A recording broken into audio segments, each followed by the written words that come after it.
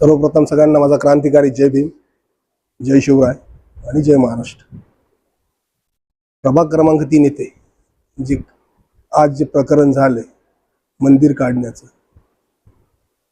तर हे रात्रीच्या अंधारात झालेलं आहे। मी स्थानिकचा नगरसेवक आहे। प्रभाग क्रमांक 3 मध्ये 4 नगरसेवक आहेत। आमच्या 4ही नगरसेवकांना याची कुठलीही कल्पना महापालिकेच्या कर्मचाऱ्यांनी, आयुक्तांनी, उपायुक्तांनी कुणी दिली नव्हती। सर्वात महत्त्वाचं जे हे प्रकरण झालंय याच्यामध्ये दोषी कोण आहेत यांच्यावर योग्य ती कारवाई करण्यात येईल। जर स्थानिकचा नगरसेवक मी आहे, प्रशासनाने कसलीही कल्पना आम्हाला दिलेली नाही।